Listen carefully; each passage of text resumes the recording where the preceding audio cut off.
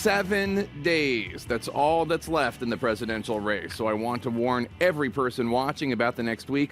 Until the very moment someone concedes, do not expect the election to offer any reprieve from the longest NC-17 movie ever to hit the small screen and swing states. Hillary Clinton today putting out an ad reminding women of some of the horrible things Donald Trump has said about women, a low-light reel, if you will.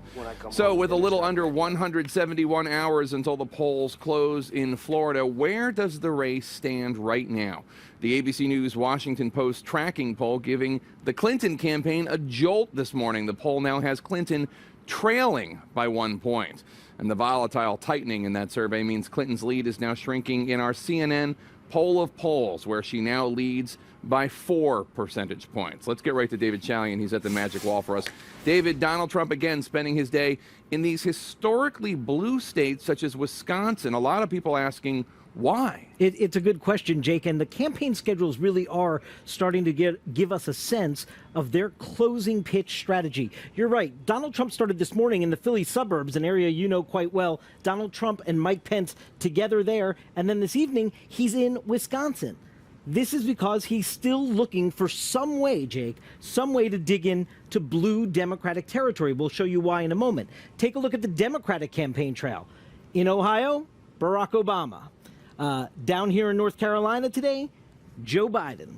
And in Florida, you've got both Bill and Hillary Clinton, 3 different stops, not together, 6 stops in total, crisscrossing the Sunshine State. So while Donald Trump is hunting in some blue territory, Jake, the Democrats and all their surrogate firepower today targeting those real toss-up battleground states. Couple quick poll numbers to show you before we look at the path to 270. Take a look in North Carolina today. We've got a new poll of polls, an average of 5 polls since the last debate, 4-point lead for Hillary Clinton in the critical battleground state of North Carolina.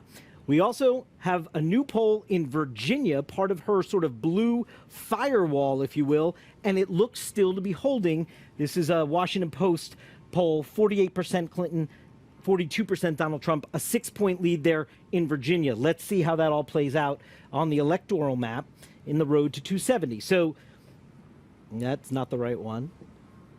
There you go. So take a look here. You've got 6 remaining battleground states, true yellow toss-up states there.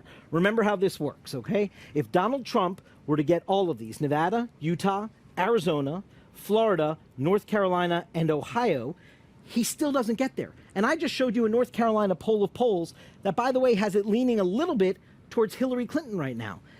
That would even put him lower. That would put him at 249. That's why we see him in places like Wisconsin, Michigan, Pennsylvania, New Mexico, Colorado over the last couple of days. He is looking for somewhere to dig into turf that is leaning her way because he just can't get there without doing so. Jake?